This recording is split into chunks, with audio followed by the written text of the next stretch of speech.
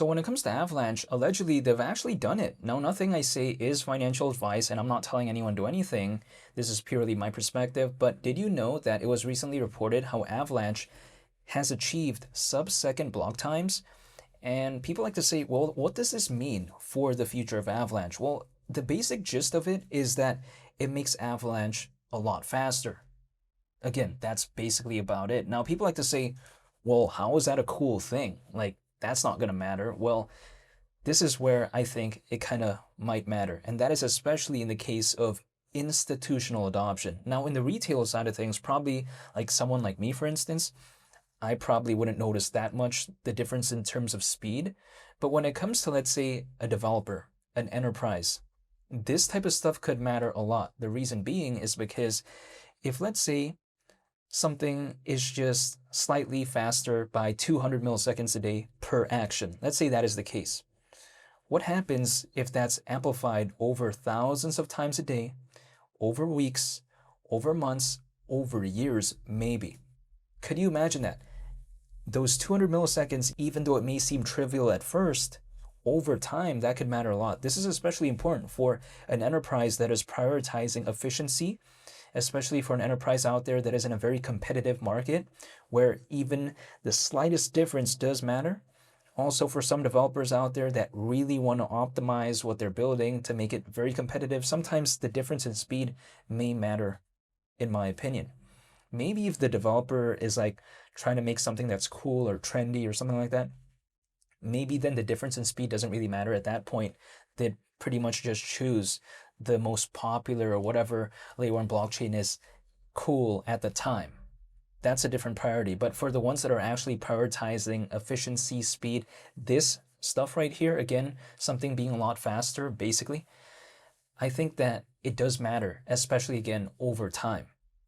Maybe again, someone like me may not really notice the difference, but I'm saying still, other individuals out there, especially developers, enterprises, this could matter a lot. And we do know that one of the objectives, arguably, when it comes to Avalanche is to have better institutional adoption. Now, we've already seen kind of institutions care about Avalanche to a certain extent, like for instance, in the case of Grayscale, which of course we saw their Avalanche ETF go live on NASDAQ. We also saw VanEck Avalanche ETF, and that went also live on NASDAQ. So the thing is, we've seen institutions care about Avalanche already, but this was before actually this was announced, right? It was before we heard about Avalanche achieving sub-second block times. So imagine if they already received that attention before this was even announced, what could happen moving forward? That's the thing. We'll wait and see. But if it was kind of cool or interesting, it wouldn't necessarily surprise me. Now, let's also take into consideration when it comes to, let's say in the case of Avalanche, people like to say, well, who's really going to care about a layer 1 blockchain like this? So what if it's faster? Take a look at Ethereum. Take a look at something like Solana, for instance. Again, I'm totally aware of that. But it's not like a one project fits all type of vibe within this space. And I think also just in real life in general, like for instance, if I take a look at in the world of cars, there's a bunch of car brands out there. There's Rivian. We take a look at, there's Toyota. We take a look at also in the case of BMW, again, there's many options. Not every single person out there is just gonna want to choose only one thing. Sometimes, again, people do like options. So I think it's a little bit no different here. Each blockchain out there is gonna have their own optimizations, gonna have their own kind of specialized area, more or less. So I think over time, it just wouldn't really matter if there's more than one option, in my opinion, because again, naturally developers, some enterprises out there, they do like options.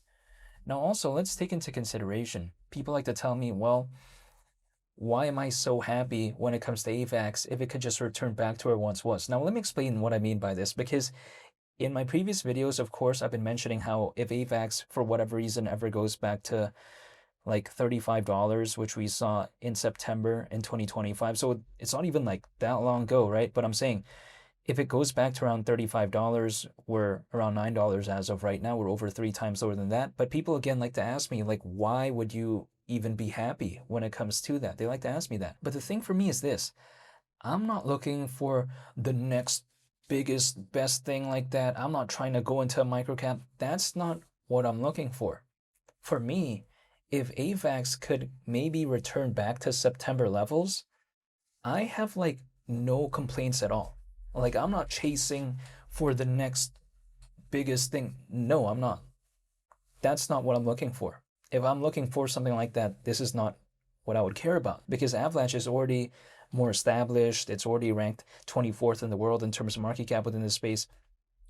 So it's not like it's going to randomly become the next biggest thing like that. No, I don't think so. It already kind of did a little bit of that in the past. It already became popular previously. It already kind of did its thing. Now it had a pullback. But I don't mind though, because that's literally what I'm looking for. It's like, for instance, some of my friends out there, they really are happy if they have like 20, 30 different shoes, like, if they have 40 sneakers, they're really happy when it comes to that. But for me, I just have two. Like, I'm already happy with that because I feel like, why would I want any more? And again, that kind of analogy, I think sometimes applies to this space, I think personally for me. Some of my friends out there, they're looking for like, this microcap that can maybe do this or do that. That's their choice. However, that's not what I'm looking for. I'm not looking for like something that could do that. Personally, for me, AVAX goes back to like around $35, maybe. Who knows if it could ever even do that, but I'm saying, like, I don't see any reason for me to complain at that point, really. This is because, again, my core principle isn't necessarily looking for the next most dynamic thing that's so small as of right now, yet could maybe do something in the future. That's not what I'm looking for. I'm looking more so for like a, let's say, established project that's not too massive, but not too small either. Something like a Avalanche archetype, or maybe has a smaller market cap, something like that, something in the top 200. That's kind of what I'm looking for. Top 100, something like that. I'm not looking for, oh wow, this project has a very small market cap. Well, what is this? What is this going to do? No, that's not what I'm looking for. Personally, for me, I am just not looking for something like that. So when people like to tell me, well, why don't you believe in this microcap or that microcap? I mean, I guess I could, but I just don't want to because that doesn't fit what I'm looking for. Personally, for me, again, I don't need anything to become the next biggest, best thing. No, that's just, again, not what I'm looking for. I'm looking for something not too massive, but not too small either, and Avalanche does fit that criteria for me, amongst other projects too. It's not like I'm just only holding this, but I'm saying it is one of the things that I'm a fan of. Now also, let's take into consideration, when it comes to the case of Avalanche as a layer one blockchain, purely speaking, right?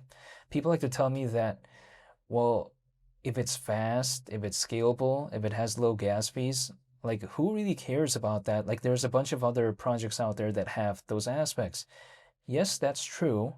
But again, it kind of boils down to what I mentioned earlier in the video. Sometimes people do like options.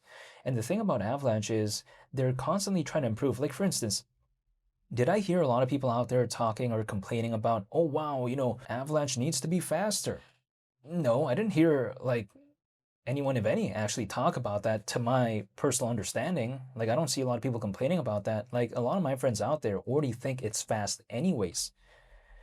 Again, but seeing them achieving sub-second block times and quite essentially Avalanche becoming faster, it's pretty commendable because they didn't have to do it, I suppose, but they did it anyway. So that's what I like. I like the effort. I like the dedication. Again, sometimes they don't have to do it, but they're doing it anyways. It's kind of like, back then we're doing extra credit, something like that.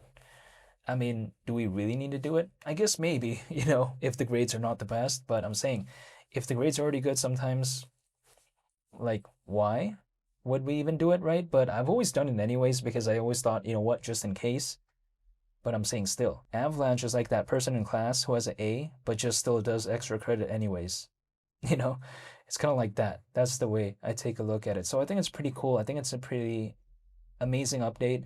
It maybe wouldn't really matter to me that much, but I think when it comes to the enterprise side of things, developers, that could matter a lot because what usually drives adoption and kind of, I guess popularity when it comes to a project, in some cases, it's when developers or enterprises, they start, doing things with that specific project, they start building things, they start launching things, and then eventually, if what they build or what they launch gains popularity, naturally, as the old saying goes, a high tide raises all ships. Sometimes it kind of elevates that specific layer 1 blockchain. So again, sometimes it could matter though. So if there is something that could maybe attract more developers or enterprises moving forward, I don't view it as a bad thing. I actually view it as a net positive, maybe. But of course, only time will tell. This is just purely my perspective as of right now. But we'll wait and see. But because I'm still a fan when it comes to Avalanche, of course, naturally, I felt like talking about it.